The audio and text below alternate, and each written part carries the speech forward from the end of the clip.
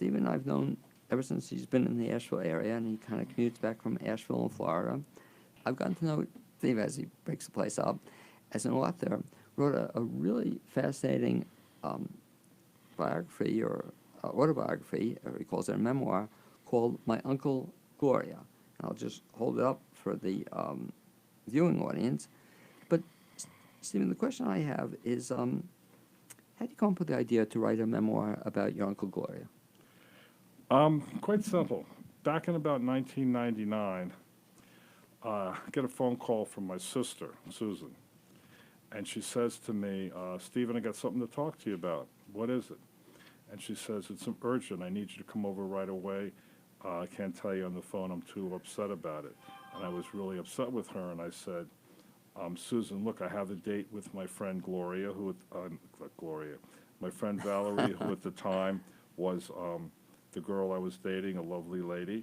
And I said, it's, whatever it is, it can wait. Because, my sister was a drama queen, and I knew that who knows what was going to happen. Anyway, she says, please, please, please come over. It's really important. I need to see you now. Anyway, so I unfortunately broke my date, but I told Valerie I'd make it up to her later. And, of course, she encouraged me to go over because she has family and a bunch of sisters and brothers. So she said, go ahead. We can get together later. So I get over there, and she says, sit down. I want to talk to you about something. All right, what is it, Susan? And she says, Uncle Butch is gone. I said, what? She says, Uncle Butch. Now, Uncle Butch is my mother's brother, okay? And he was a guy that I hated. And for the last 35 years of my life, this is starting in like 1999. So about last 35 years of my life, I hated him, and every day I prayed that he would die because he never was there for me. He would abandon me. I needed a father figure, and I didn't have a father, and it's a whole nother story, and I needed him to help me with things in life growing up as an adolescent. He was never there for me. So I just wished him off and wished he would die, and maybe in death he'll make up for all the stuff he didn't do. So I get the phone call. And so the phone call, all of a sudden, then you finally get your wish that your uncle is no longer going to be in your life. Exactly. And I'm thinking, oh, this is great. So I said to Susan, when's the reading of the will? And she said, well, there is no will. I said, what do you mean? She says, well, we have an Aunt Gloria. And I said, huh? You mean he married a third wife and she's gotten the inheritance of all the antique cars, the junk car collection and everything? And she said no. And then she said, sit down, I need to talk to you. And that's how it started. And then she basically told me the story of what he's doing to himself and his body at age 66. This heterosexual, macho, bald-headed, homophobic, racist, bigoted, junkyard dog owner. And what did he do? He woke up one day and said to himself, he was in love with himself, very narcissistic. And he woke up one day and he said to me, Stephen, I love women so much. There's nothing more beautiful in life than a woman. Why don't I just go and become one? So he set out to become a woman and have a sex change. And that was it. And when I heard this, I thought it was a joke. And 'cause it was like 1999, and I didn't know anything about transgender people, and I was sick. I mean, I was revolted. I was like nauseated. I wanted to throw up, and I wanted to run the hell out of there and just go back home and just take a shower. Because the thought of, what does this ugly-looking guy look like as a woman? And then what happened to me in my mind, I said, is this congenital or hereditary? Could this be something that I would want to do? Because we have the same gene pool, when I'm his age. And she said, I don't know, but you'll have a chance to ask her and her therapist at a meeting that she's having in a couple of days, a support group. And so that's basically how it started. And by the way, again, I've seen pictures of Gloria when he was a guy. I've seen pictures as a woman, but I think looks better as a woman than did as a guy. Oh, yeah, and much nicer. Oh, Really? my There God. was a change in the personality too? Oh, 1,000%. He was a nasty, like I said, homophobic, racist, bigoted junkyard owner, homophobic, and as a woman, he was very nice and sweet and polite and glamorous. Just think of what Marilyn Monroe looks like. That's who his idol was. Now, what gave you the idea to then take his story and write a book about it? Very simple, because I realized he's not dead. So being in the insurance business that I've been in for the last 20, 30 years, I can't collect on a life insurance policy because he's not dead. And so there's no junkyard to inherit or no antique car collection. So I figured, well, my entrepreneurial mind, well, why don't I write a book and put it in the autobiography section of Barnes & Noble's about a 66-year-old man waking up and having an epiphany, well, I'm going to cut off my genitals and become a woman. I thought maybe that would sell. And so that was it. And what I think is incredible about the whole story is that in your life you had never been a writer. Is that correct? No, I didn't write anything. So Nothing. describe that process then. Well, I didn't know where to begin or what to write. So what I did was the first thing I had to do, I had to get permission from him to tell him what I wanted to do. And it was a little difficult. And it was very upsetting to me because I said to him, we didn't speak. And like I said, I hated him and wanted him to die, resented him. And so I asked him, I said, look, I want to write a story about what you did. He said, great, whatever you want. Anything I can make it up to you for all these years that I abandoned you and you were not there. I was not there for you, blah, blah, blah. So I said, okay. So I asked him, I said, would you sign a waiver giving me full authorization and, contract giving me, complete rights, intellectual property rights for your story through all media? Because if I'm going to do this, I wanted it for TV, radio, theater, everything. So he said, sure, anything I can do to make you happy, with one requirement that I want from you in return.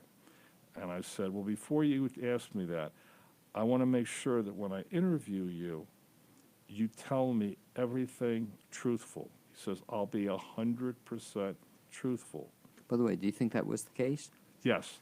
The only thing he told me he wouldn't answer, wouldn't tell me, and I didn't care, was the names of the women that he was having, all this extracurricular activities with, lesbian women. I didn't want to know the last names. I could care less. But he had the request of what was it that I hated him so much that I didn't want him to be any part of my life for so many years. And that was the only thing. So I agreed to ask him the questions. And that meeting we had at his double wide where he was living, because he was broke at the time, which is a whole nother story. He's going through a divorce, was very cathartic to us. It turned out that my mother's propaganda, and I said a mother's brother, polluted my head with bad thoughts of my uncle, that he was no good, dishonest, blah, blah, blah. So that's how I started to write. In writing the book, did your thoughts about your uncle change at all? Excuse me? Did your thoughts change at all in writing the book? The moment he answered the questions, absolutely. Because every question I asked him made perfectly good sense. And then I kind of kicked myself in the butt because I had 35 years of no family. I mean, if I would have asked him myself, I would have been able to get it. So once we agreed to that, once we got the contract signed and everything, then came the interviews. And there was hundreds and hundreds of hours of questions. Then he took me to places, and we met people. We met his therapist, Dr. Marilyn Volker, who was a very famous sexologist, sort of like Ruth Wurstheimer. And I met a lot of transgender people. I got to learn about it. Valerie, was the person that got me to go to see him in the first place, which is a very big part of the book at the beginning. Wasn't for her being so spontaneous, I never would have gone. But I met a lot of people. I learned a lot. We did a lot of panel discussions with doctorate students, and we became not famous, but we became the darlings of the generation of trying to understand through therapists how somebody like me, a family member, can accept a sex change, because 99% of the time, a sex change tears a family apart. In our case, the sex change of my uncle brought our unhinged family back together. So fast forward then to the point where you got together with your uncle again, you did all these interviews. How did it then become a book? You started writing, and how long did it take you? Well, the whole book from beginning to end took me about 18, 19 years. Now, keep in mind, I had a full-time career as an insurance broker and a real estate investor. This was nothing but a hobby. I didn't know how to write, so I just wrote. And then I met friends that were writers, and they kind of helped me tweak it. I met this one woman named Nina Diamond, who was my first editor, and she, helped me quite a bit. She was very rough and tough, but she's a published author. And then the more places I went, like the Miami Book Fair, the more people I met in the industry, the more people wanted to help me. And why was because the story was so fascinating that they probably wanted to be a part of it. Let's talk a little bit then about the story, because one of the surprises I think readers, if they choose to read this book, are going to find out is that, yes, it's about my Uncle Gloria, but it's also a lot more than just your Uncle Gloria. It's your story. Is that correct? Yes. The story about Uncle Gloria was about 5%. Originally, I had decided the book would be about her. But after I was told, that it's not good karma to just put a book together, and try to sell it for the sake of being greedy and money, then I made it about me and how my life, I told my story, my life, and how her abandonment affected my life, and how I went, had a really tough life growing up. My mother died when I was 17. My father I never knew. My mom told me he got murdered by mobsters in L.A., so I never had a father. And we lived really poor in Miami Beach, and it was a very rough upbringing. And I had no role model. And then what turned out to be my role model and my guidance was drugs. And once I found a couple certain types of drugs, that was my role model. And that consumed a large part of your life. Big time. For how many years? I was a hardcore drug addict for 22 years. And it was fun. I enjoyed it. It was the years before there was social media, so I didn't make a YouTube video, people videotaping me with YouTube. Had a lot of fun. And how'd you get off it? Ironically, I was laying in my house one day. I was about 6'1", about 110 pounds, and the last 2.5 years I was a crack addict. Didn't eat for 2.5 years. But, I thought I looked great. And then one day my sister and my uncle, ironically, came into my house.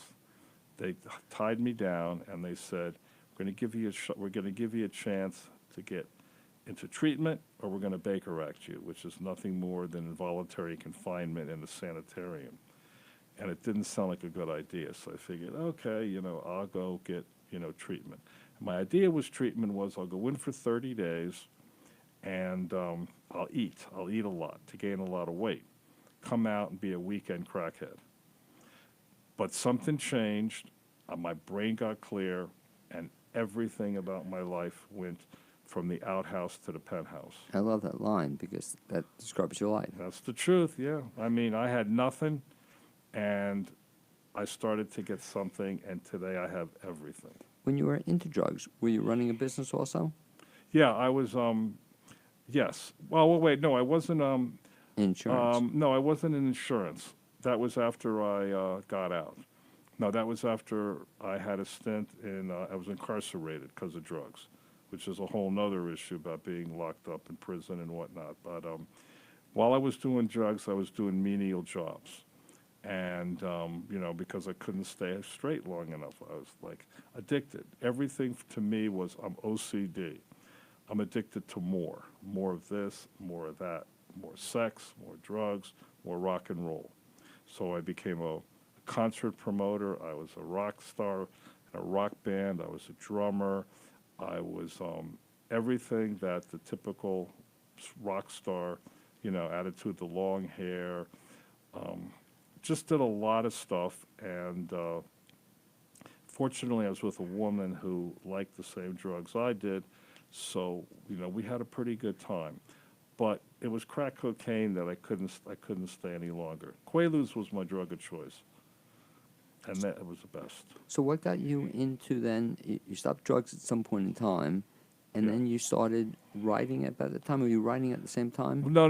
It was September 24th, 1987 was my last day I got high. So I'll be 32 years clean from any mood or mind altering drug in September. Will be 32 years. So what happened was when I got out of treatment, my mind was so clear.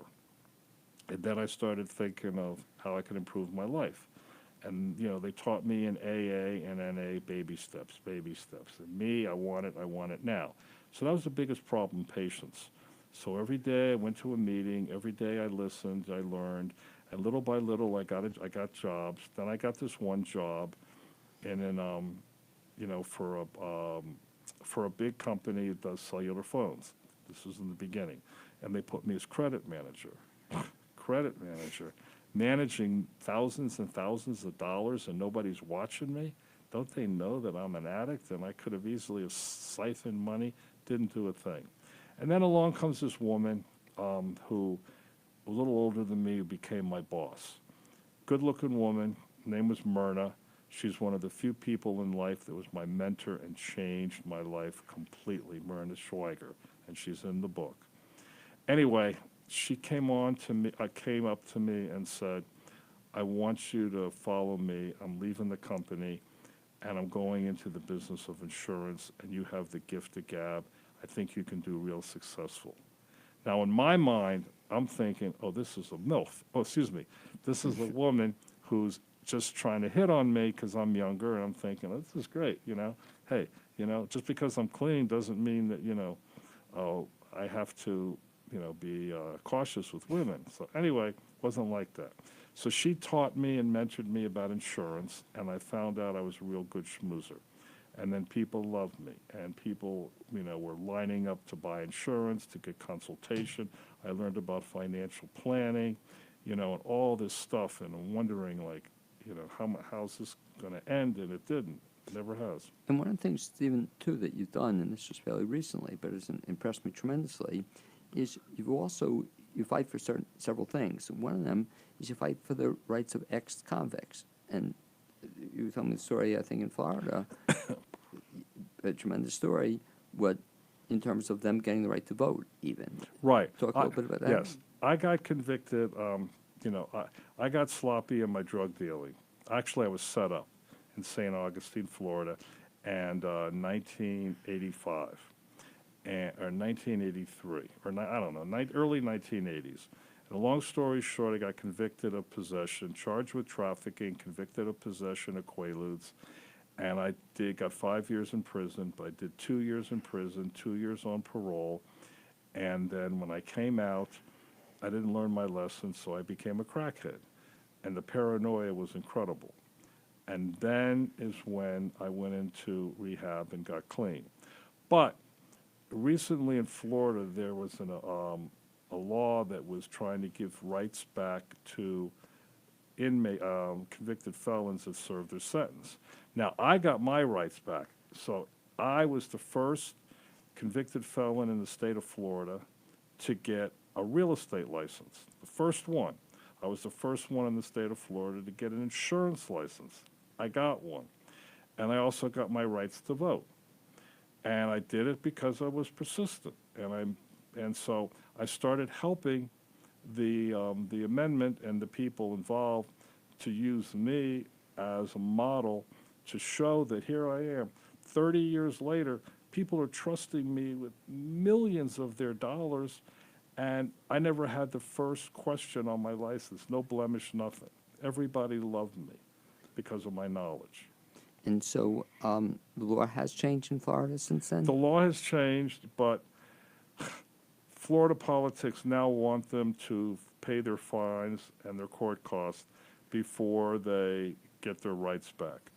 I have my own opinion about that, and I'm kind of leave it like that because, some people would agree and some people wouldn't.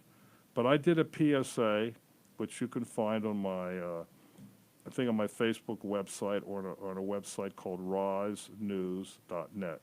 Did a 4.5-minute PSA on it, and I was very clear about it. And let's talk a little bit about something else you've done. It seems to me, Stephen, you've had like about 17 different careers and lives. It's just how you keep evolving. But you've also become now a speaker, and you talk about not only the book, but you speak about many other topics as well. How'd you get into that?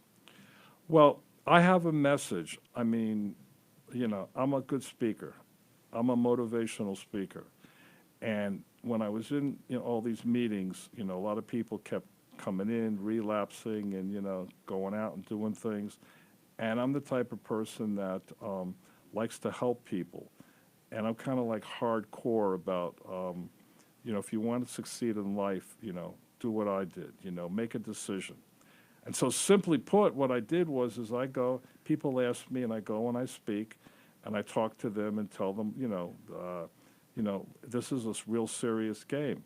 I mean, I cheated death at the very least 4 times. I should have been dead at least 4 times. Because Quaaludes, so many people were dying from them, and I should have died, but I didn't. And, I had broken bones, scars, bruises, but I didn't die, and my brain didn't get messed up. So for me, to be able to give back what God's given to me, it was a blessing for me to pay it forward. Well, let's talk about the idea of giving back in terms of 2 things you're doing. Number one, in terms of the book and the book sales and future book sales. Yes. That's going to, I guess, going to a foundation or organization you've set up? Yes, thank you for asking. My passion in life is saving the lives of animals in distress. I love animals. Animals, to me, dogs, cats, horses, pigs, stuff like that. That's the most important thing in my life because they give unconditional love. So about 4 years ago, I started a 501c3 nonprofit with a friend of mine called the animalcarenow.org. And what we do is several things. We're very unique in the way we manage our money.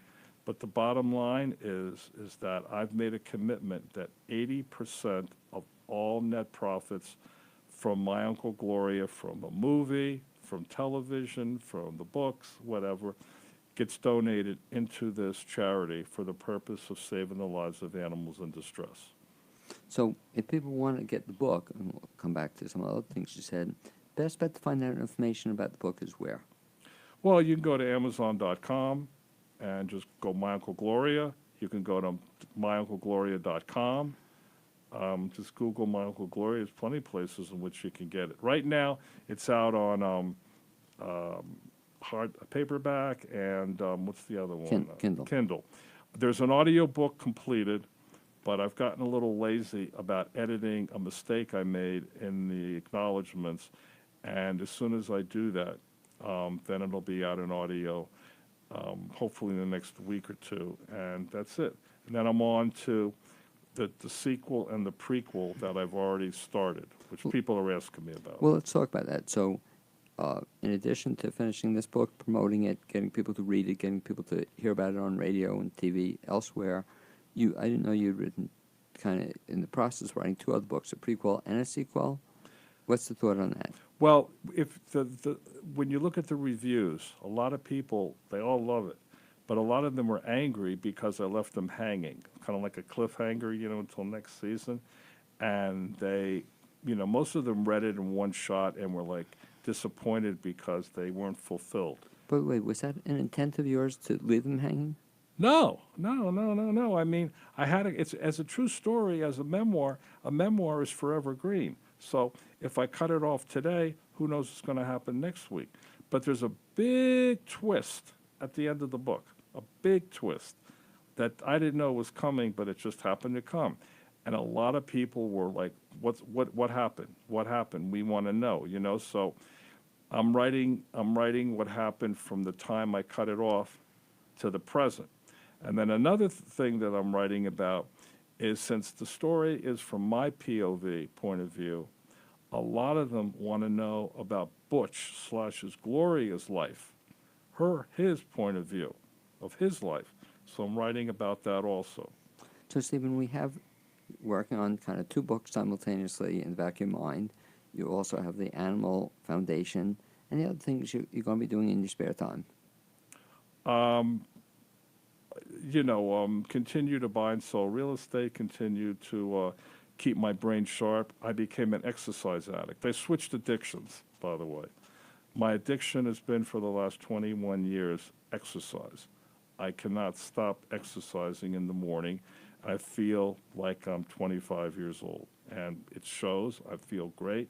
So it's a healthy addiction, and I just, that's it. I just keep going, just like you.